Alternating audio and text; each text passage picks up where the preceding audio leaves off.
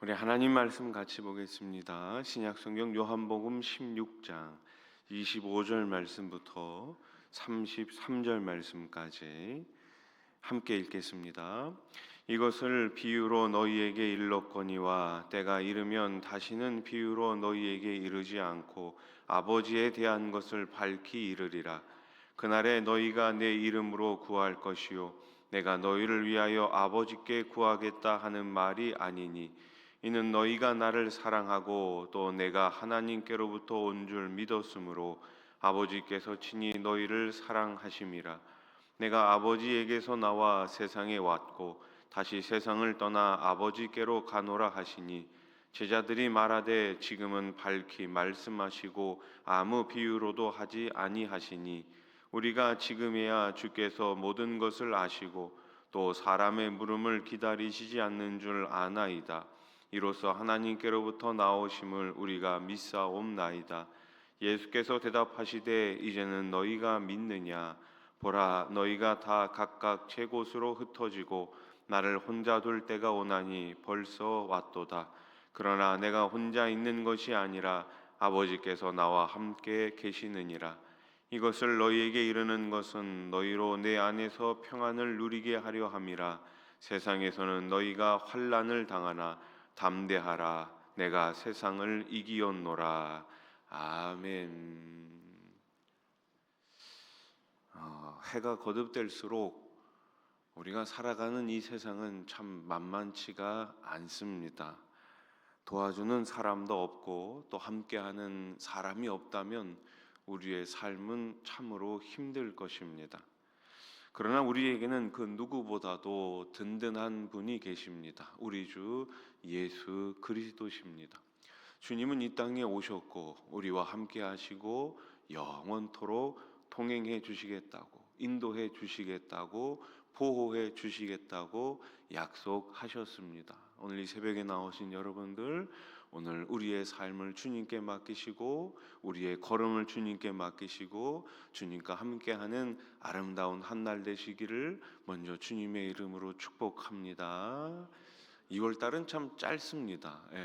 겨우 3일밖에, 2, 3일밖에 차이가 안 나는데 28일까지밖에 없어서 그런지 참 짧은 것 같아요. 벌써 내일이면은 3월입니다. 1년에 6분의 1이 지나가고 있죠. 세월이 참 빠릅니다. 이 빠른 세월 가운데 더 주님 의지하시고 주님 말씀 가운데 승리하시기를 다시 한번 주님의 이름으로 축복합니다.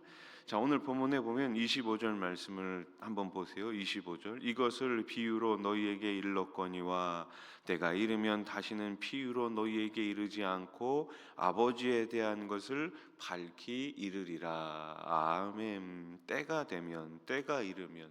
예수님은 비유로 참 많이 말씀하셨어요. 그런데 때가 이르면, 때가 되면 더 이상 비유로 말씀하지 않겠다라고 하시죠. 예수님은 제자들의 믿음의 상태와 또 당신의 계획에 따라 적절한 방식으로 말씀을 해 주십니다. 그때그때 맞는 방식으로 제자들을 한 단계 한 단계 이끌어 주시는 것이죠. 우리도 마찬가지입니다. 처음 예수님을 믿고 신앙생활을 해 나가면서 한 단계 한 단계 말씀의 깊이가 더 깊어져야 되지 않겠습니까? 그래서 양육과 훈련이 중요한 거예요. 양육을 받고 훈련을 받고 말씀을 읽고 말씀대로 살려고 애쓰면 우리의 신앙, 우리의 믿음이 한 단계 한 단계 더 깊어질 수 있는 것이죠. 믿음은 크게 두 가지가 있어요. 첫 번째 믿음은 예수님을 믿는 구원의 믿음이에요. 예수님을 믿으라 그리하면 너와 내 집이 구원을 얻으리라. 예수님을 믿으면 구원을 얻습니다. 그 믿음이 있고요. 두 번째 믿음은 생활의 믿음이에요. 우리의 믿음은 계속해서 더 자라가야 합니다. 더 깊어져야 되는 것이지요. 더 확장돼 가야 하는 것입니다. 마치 이 다윗이 골리앗 앞에 물맷돌을 가지고 나갔을 때 무엇을 가지고 나갔습니까? 하나님을 믿는 그 믿음으로 나가지 않았습니까? 모든 이스라엘 백성들이 다 믿음이 있었어요. 그런데 골리앗 앞에 설 수 있는 믿음까지는 이르지 못했던 것이죠. 그러나 다윗은 담대한 믿음을 가지고 승리할 것을 믿는 믿음을 가지고 골리앗 앞에 나간 것이 아니겠습니까?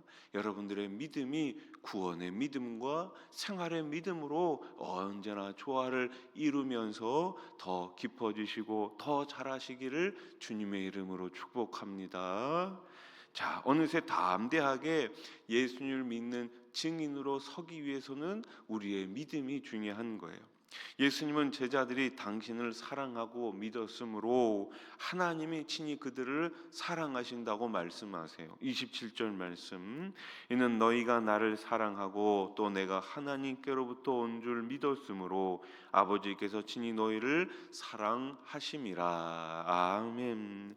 성경은 모든 사람이 죄인이기에 하나님의 영광에 이를 수 없다고 이야기합니다. 뿐만 아니라 죄의 삭은 사망이라고 분명하게 말씀하시죠. 그러나 예수님을 사랑하고 믿는 사람은 더 이상 하나님의 진노 아래 있는 것이 아니라 하나님의 사랑받는 자녀가 되는 것입니다. 예수님을 사랑하고 믿는 것이 바로 하나님을 사랑하고 믿는 것이기 때문이죠. 예수님은 세상을 떠나 다시 아버지께로 갈 것을 말씀하세요. 28절 말씀 보세요. 내가 아버지에게서 나와 세상에 왔고 다시 세상을 떠나 아버지께로 가노라 하시니. 아멘. 예수님은 아버지께서 세상에 보내신 목적을 완수하신 다음에 다시 아버지께로 돌아가셨습니다. 우리는 주님을 통해 성도가 가져야 할 올바른 존재 의식을 깨달을 수 있어요. 사람들은 자신의 근원을 모르기에 인생의 목표도 바르게 설정하지 못합니다. 또 어디로 가야 하는지도 모르기에 자기 욕심을 따라 이 세상 풍조를 따라 흘러가고 있죠. 성도는 자신의 근원이 하나님을 결코 잊어서는 안 됩니다. 그리고 다시 하나님께로 돌아갈 것임을 늘 기억하고 나에게 주어진 사명에 오늘도 최선을 다해야 하는 것이죠. 예수님은 당신이 대적들의 손에 잡히실 때 제자들이 모두 도망갈 것을 아셨습니다. 32절 말씀 우리 한번 같이 읽어봅시다. 32절 시작. 보라, 너희가 다 각각 제 곳으로 흩어지고 나를 혼자 둘 때가 오나니 벌써 왔도다. 그러나 내가 혼자 있는 것이 아니라 아버지께서 나와 함께 계시느니라. 아멘. 제자들은 뭐라고 이야기했습니까? 주님, 예수님을 위해서면은 내가 죽음까지도 각오하겠습니다. 죽기까지 제가 주님을 따라가겠습니다. 그렇게 이야기했어요. 그러나 막상 위기가 닥치자 두려움이 밀려왔고 누가 먼저랄 것도 할 거 없이 다 뿔뿔이 도망을 쳤습니다. 우리는 사람의 마음이 결코 신뢰할 만한 것이 못 된다는 것을 알아야 합니다. 다시 말씀드리지만 사람은 믿음의 대상이 아니라 뭐라고요? 사랑의 대상이라고요. 만물보다 거짓되고 심히 부패한 것이 결국 인간의 마음이라고 성경은 말하고 있습니다. 그러니 여러분, 우리 가운데 더 사랑이 깊어질 수 있도록 기도하시고 우리의 지체들을, 우리의 가정을, 우리의 이웃을 더 사랑하며 살아가시기를 주님의 이름으로 축복합니다.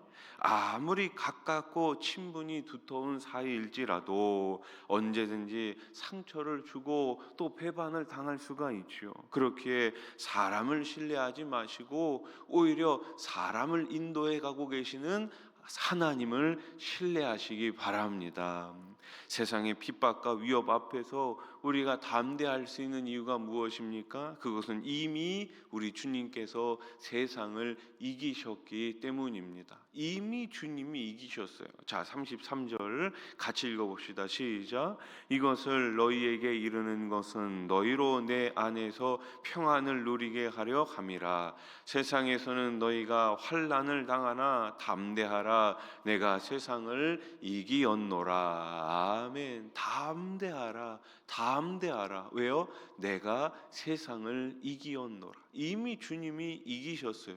이미 승리의 길을 우리 가운데 열어놓고 계십니다. 그래서 우리는 무엇을 하면 됩니까? 주님께서 이기신 그 길을 확인하며 가면 되는 거예요. 아, 주님이 먼저 이기셨구나. 주님이 이렇게 이기셨구나. 우리는 늘 그것을 확인하면서 승리의 걸음을 걸어가면 되는 것입니다. 예수님이 세상을 이기셨기에 세상은 우리를 이길 수가 없어요. 그러므로 어떤 환난과 핍박에도 두려워하지 말고 담대하게 맞서야 하는 것입니다. 성도의 믿음은 고백의 믿음과 삶의 믿음으로 나뉠 수가 있죠. 우리의 믿음은 입술의 고백에서만 머무는 것이 아니라 삶의 믿음으로, 우리의 행함의 믿음으로 드러나야 하는 것입니다. 우리는 무슨 일을 만나든지 먼저 주님께 아뢰고 믿음으로 세상과 싸워야 하는 것입니다. 많은 사람이 신앙과 생활을 분리시키려고 합니다. 신앙은 신앙이고 생활은 생활이고, 교회 안에서의 모습과 이 세상에서의 삶의 모습이 다르다면 그것이 어떻게 진정한 그리스도인의 모습이 될 수 있겠습니까? 우리는 이 세상의 빛으로, 소금으로 살아가야 할 그런 역할, 사명이 있는 거예요. 어느 특정한 장소에서만 빛이 아닙니다. 빛은 어디에서든지 다 비친 거예요. 소금은 어디에 있든지 다 짠맛을 냅니다. 그리스도인은 어디에 있든지 예수님의 향기와 예수 그리스도의 편지가 되어야 할 줄로 믿습니다. 그런데 많은 사람들이 신앙과 생활을 분리시키려고 하는데 이것은 마귀가 짜놓은 각본이에요. 우리는 신앙이 곧 생활이 되고 생활이 곧 신앙이 되어야 하는 것입니다. 주님과 함께하면서 우리가 배워야 할 딱 한 가지의 단어가 있다면 무엇일까요? 한번 따라해 보십시오. 감사. 그렇습니다. 주님과 함께하면서 우리 안에 늘 잊지 말아야 할 단어는 감사예요. 감사하면 다 됩니다. 보니까 감사하면 다 되더라고요. 근데 감사가 사라지면 믿음도 약해져요. 감사가 사라지면 은혜 받은 것도 약해집니다. 그러나 감사가 늘 내 속에서 넘쳐나면 내 안에 다시금 믿음이 강해지고 내 안에 다시금 은혜 받은 것에 더 큰 은혜가 부어지는 줄로 믿으시기 바랍니다. 언제나 감사하면 기쁨이 넘치고, 기쁨이 넘치면 신앙생활이 즐거워지는 거예요. 신앙생활이 즐거워지면 그럼 뭐 다 된 거 아니겠습니까? 다가오는 3월 새로운 한 달도 우리 주님이 주시는 기쁨 가운데, 감사 가운데 즐겁게 신앙생활에 나가시기를 우리 주님의 이름으로 간절히 축원합니다. 기도드리겠습니다. 하나님 아버지, 오늘 하루도 세상을 이기신 주님과 감사로 승리하는, 믿음으로 승리하는 우리 수원아산 교회가 되게 해 주시옵소서. 하나님 아버지, 지난 한 달 주님의 은혜로 잘 지냈습니다. 또 다가오는 또 한 달도 주님과 동행하면서 믿음으로 승리하며 주님께서 주시는 그 놀라운 은혜와 기쁨을 마음속 깊이 간직하며 감사하는 또 새로운 한 달이 되게 해 주시옵소서. 이제 3월에 우리 교회가 대신방과 또 셀 모임을 다시 시작을 합니다. 신방을 받는 가정마다, 셀마다 하나님께서 꼭 응답하여 주시고 그 놀라운 기도의 응답과 치유의 기적이 있게 해 주시옵소서. 셀 모임을 통하여서 예수 그리스도의 친밀한 그 은혜와 사랑을 함께 경험하게 해 주시고 세우신 우리 리더들에게 놀라운 성령의 능력과 권능을 더해 주시옵소서. 이제 우리 자녀들 새 학년 새 학기에 진학을 합니다. 집결이 멀리 군대 가 있는 자녀들, 지방에 해외에 나가 있는 자녀들을 기억하여 주시고 있는 모든 많은 친구들을 동역자들을 만날 수 있는 만남의 복을 허락해 주시옵소서. 하나님 아버지, 우리 수원화산교회 이제 48주년을 맞이합니다. 복음으로 계속해서 사람을 살리고 키우고 고치는 행복한 공동체로 주님께 더 크게 쓰임받는 교회 되게 해 주시옵소서. 세우신 우리 장로님들, 권사님들, 안수집사님들, 남녀서리 집사님들, 찬양대 셀리더 교사, 차량으로 주차로 안내로 청소로 방송으로 재정으로 예찬으로 섬기는 우리 모든 일꾼들 한마음 한뜻으로 우리 주님이 기뻐하시는 많은 열매를 맺는 아름다운 교회가 되게 해 주시옵소서. 물질 때문에 아버지 주님 어려움을 겪고 있는 성도들이 있습니까? 그 일터와 그 사업장과 그 가정을 우리 하나님 꼭 붙잡아 주시옵소서. 질병으로 인하여 어려움을 겪고 있는 성도들이 있습니까? 우리 주님 치유하여 주시옵소서. 만유의 의사 되신 주님께서 우리의 육신의 질병뿐만 아니라 우리의 마음의, 우리의 영혼의 질병도 이 시간 치유해 주시옵소서. 하나님 아버지, 더 하나님 앞에 크게 쓰임 받기를 소원합니다. 하나님께서 세우신 교회 아버지, 우리 공동체가 계속해서 앞으로 전진할 수 있도록 복음의 파수꾼의 역할을 잘 감당하게 해주시고 예수님의 참된 증인의 역할을 잘 감당케 해 주시옵소서. 예수님의 이름으로 기도드립니다. 아멘.